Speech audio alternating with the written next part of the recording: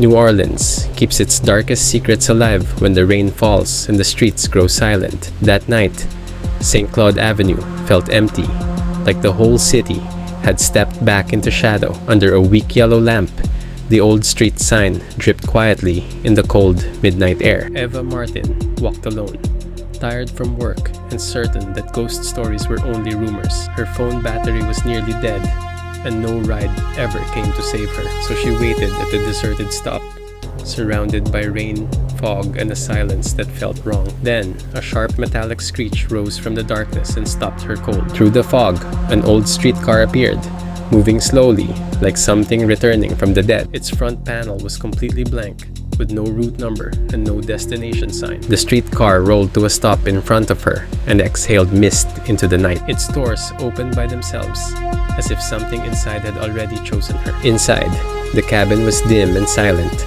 lined with old wooden seats and yellow lights. At the front stood the conductor in black, perfectly still, his face hidden in shadow. Eva hesitated for one long second, caught between fear, exhaustion, and dangerous curiosity. Then she stepped inside, unaware that she had crossed into something she could not escape. Behind her, the doors slammed shut with the heavy sound of a coffin ceiling. She sat near the back and tried to believe this was only an old night ride. At first, the tram passed wet streets, dark bars, and shuttered shops like any other route. A flickering red neon sign flashed outside the window and disappeared into the rain. Seconds later, that same red sign appeared again, exactly where it should not have been. Then a shop called Miro Antique slid past her window through the drifting rain. Moments later, the same shop passed again, identical, unchanged, and impossibly wrong. That was when Eva realized the streetcar was repeating the same block again and again. She looked down the aisle and felt the whole cabin growing colder around her. Trying to stay calm,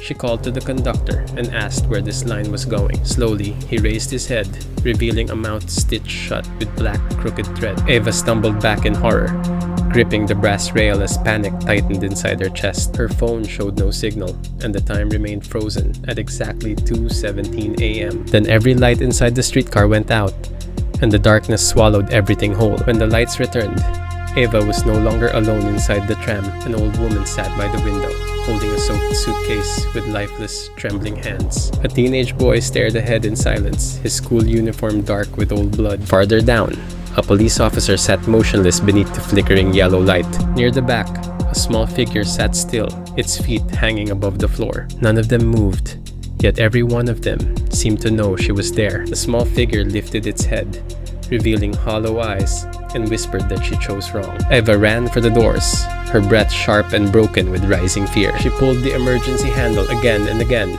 but nothing inside the tram responded. Then she slammed her fists against the glass, desperate to break free before it stopped. Outside, New Orleans was gone, replaced by endless black water under a dead sky. Beneath the surface, she saw rooftops, street lamps, and a drowned city sleeping below. In his white-gloved hand, he held an old brass ticket punch stained by time. He leaned closer and asked for her ticket in a voice that sounded drowned. Then he pointed at her chest, and a violent pain dropped her to her knees. The old woman lifted her head and warned that this tram takes what keeps you alive. As Eva gasped for air, the streetcar began slowing towards something waiting ahead. Through the dark mist, an abandoned platform appeared, silent and forgotten at the end. Shapes stood there in rows, pale and dripping, like death itself had formed the crowd. Then, every figure raised its head together, revealing faces empty of sight and mercy. Near the cracked window frame, Eva spotted a small emergency hammer bolted in place. With all her strength, she tore it free